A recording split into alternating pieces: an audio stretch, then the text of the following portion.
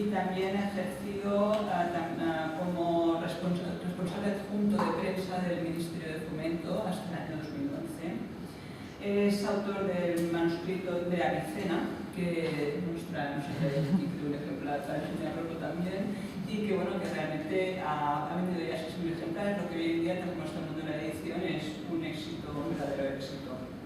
Ezequiel era un fragmento del Cuaderno Negro. El Cuaderno Negro es una especie de thriller histórico, podríamos decir de alguna manera, ¿no?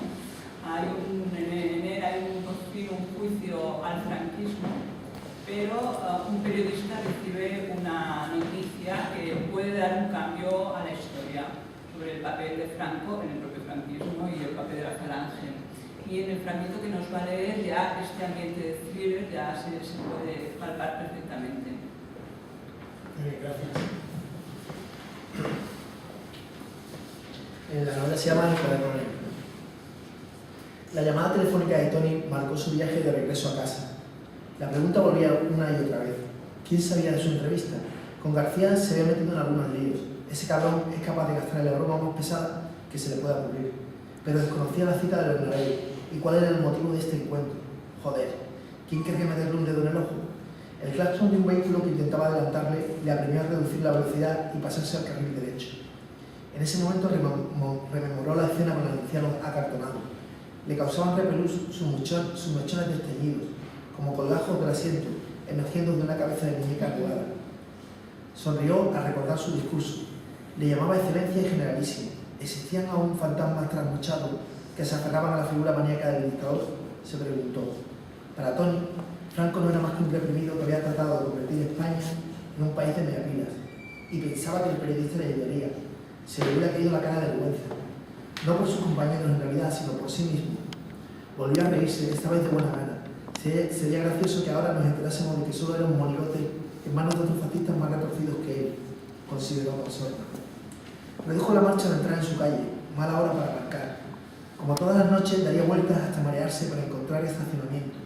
Madrid es un cementerio de coches usados que aún no lo sabe. Hacía tiempo que el periodista acariciaba la idea de comprar una plaza de parking, aunque no acababa de decidirse. Esa noche tampoco lo haría. Ascendió por la escalera con la luz apagada y pulsó el interruptor al alcanzar el pasillo de su planta. Entonces descubrió entornada la puerta de su apartamento. Se acercó con cautela, con pasos interminables, en tanto su corazón bombeaba como un motor en una barra libre de gasolina. Serénate, serénate. Estiró el brazo y empujó la puerta. Al otro lado, el pasillo presentaba el mismo aspecto de la mañana. ¿Se había dejado la puerta abierta? No parecía probable. Entró en la casa aferrándose a la bolsa de cuero que colgaba de su hombro. En el salón le reconfortó la oscuridad. Tal vez no hubiese sido más que un despiste. Apretó el interruptor y la luz ocre de la bombilla le golpeó en los ojos, desvelando un hecho terrible. No olvidó cerrar. Parecía que no le habían robado nada. Esa fue su primera deducción tras una somera inspección ocular junto a los dos agentes de policía que enviaron desde la comisaría más cercana. Dos puertas del aparador permanecían abiertas, otras arrancadas, los cajones extraídos de sus guías, el sofá de Sky presentaba múltiples heridas de arma. Los pocos documentos que guardados en esta habitación tapizaban el suelo. Sin embargo, la cocina y el dormitorio no habían sido violentados. La policía buscó huellas y le hizo preguntas. ¿Algún enemigo? ¿Ha discutido con alguien? ¿Amantes? ¿Maridos celosos? ¿Ha sido amenazado últimamente? Tony contestó todo con sinceridad, salvo la última cuestión. No era asunto de nadie. Si hablaba de la llamada, debía contar lo del Bernabéu y aquel anciano, y no le apetecía dar explicaciones acerca de su entrevista. Suficientes problemas tenía. Despidió a los policías rayando la 1 de la madrugada.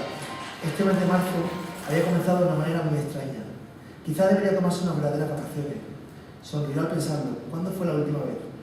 Cogió una cerveza de la nevera y se acomodó frente a la televisión. En medio de aquel caos, la tele había sido milagrosamente respetada. ¿Estarían relacionados con la llamada telefónica? No iba a investigar, se lo había puesto al tipo de la manera más tajante que pudo. ¿Quién coño pretendía asustarle? Colocó la botella vacía sobre la mesa y se recostó en el sillón.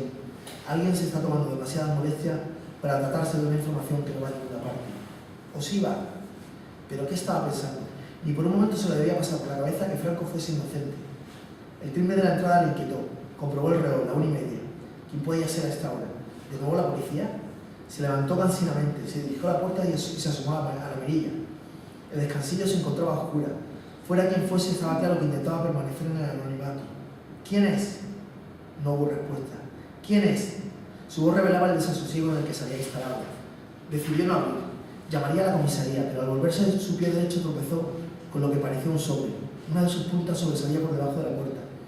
Regresó a Melilla con ansiedad y nada había cambiado, así que dobló el espinazo y recogió el sobre. En el interior halló 4 fotografías en las que se reconoció a sí mismo y al anciano del Bernabéu. Fueron tomadas desde algún lugar al otro lado del estadio. Las observó detenidamente una a una. La cámara debía contar con un buen zoom para alcanzar ese nivel de detalle. Volvió a repasarlas un par de veces más sin dar crédito a lo que ocurría. Es como si se encontrase atrapado en una película de Hitchcock. Allí de pie, bajo la bombilla amarillenta colgada del techo, su confusión lo mareaba. Regresó al sillón sin apartar la vista de las imágenes. ¿Ahora qué? Quienes quiera que fuesen estaban al tanto de su encuentro y conocen el contenido del mismo. Pero eso ya lo sabía Tony desde la llamada. ¿Qué intentaban decirle ahora? El ring del teléfono fue la respuesta. Lo dejó sonar 2 veces más y levantó la auricular a cámara lenta. ¿Ha visto de lo que somos capaces de hacer? Era una pregunta, pero no sonó como tal. El periodista oía más sus propios latidos que la voz del teléfono. Respiró profundamente para no parecer aterrado. ¿Quiénes son ustedes? ¿Qué quieren de mí? Ya sabe lo que queremos. No investigue. Lo de su piso y la fotografía es solo una muestra de lo cerca que estamos y lo que podemos llegar a hacer. No se inmiscuya en el juicio del generalísimo. Tony sacó fuerzas. No me vas a asustar. Si quisiera investigar no me pararía nadie, ¿entiendes? La muerte le puede detener a uno en cualquier momento. La muerte le puede detener a uno en cualquier momento. Oyó sobresaltado. Había sido una pesadilla. Se levantó con pesadez, se duchó y al llegar al armario se fijó en la puerta ladeada y suspiró. Parecía que todo andaba mal en su vida. Al montar en el coche se volvió con recelo a través del retrovisor central. Se sentía cada vez más en una película de espías, pero eso no le aportaba morbo alguno. No era del tipo de periodista acostumbrado a meter el dedo en ojos ajenos, para luego lucirse ante las cámaras. ¿Qué debía hacer ahora? Lo primero que dedujo fue que el tipo del Bernabéu no podía andar muy desencaminado cuando intentaban evitar su intromisión. ¿Qué tenía? La historia de un anciano que ni siquiera quería identificarse y unas amenazas. Con eso no podía ir a ninguna parte. Entró en el periódico con el entrecejo fruncido. En el ascensor saludó con una interjección a alguien que vagamente recordaba caso de recursos humanos y se adentró en la redacción con las orejeras puestas. García se dio cuenta enseguida. ¿Una mala noche? Tony no le respondió. Lo que te hace falta es una buena jaquetona, continuó el compañero desde su mesa saludando hasta seguir una carcajada. No me jodas, García, hoy no estoy de humor. Su compañero se le encaró con una mal disimulada sonrisa. Vete al cuerpo. Un grupo de periodistas de cultura, la sección más madrugadora, echó una ojeada con sonrisa traviesa. Estaban acostumbrados a las discusiones de estos 2 dinosaurios, pero pronto Tony les dirigió una mirada desafiante desde su asiento y regresaron a sus pantallas. ¿Qué coño te pasa?, insistió García. Tony se acarició con desgana la descuidada melena. Tengo un asunto entre manos que me está dando problemas. García se levantó y se acercó hasta su compañero. ¿A qué viene tanto misterio? Tony le agarró del antebrazo y le obligó a acercarse. Una persona dice poseer pruebas que podrían demostrar la inocencia de Frank, confesó en voz baja. No estoy convencido del todo, pero puede ser que hubiera una historia interesante detrás. Su compañero se alzó de repente y se rascó la arrugada frente durante una docena de segundos, como si estuviera incorporando la información. Tony se detuvo en su cara, más roja de lo habitual, y en su mostacho grisáceo. ¿Le contaría también lo de las amenazas? No tengo ni puta idea de qué voy a hacer, admitió Tony al fin. En cualquier caso, si lo investigo, me gustaría contar con tu ayuda. ¿Ayuda? ¿Pero cómo? Tony sonrió ante la vacilación de su compañero. Es la hora de contar la llamada. ¿Te lo estás tomando en serio? García le arrojó las palabras como si fueran acusaciones ante un tribunal. ¿Cómo coño vas a investigar esa patraña? Alguien quiere menear la mierda para que ese cabrón salga indemne.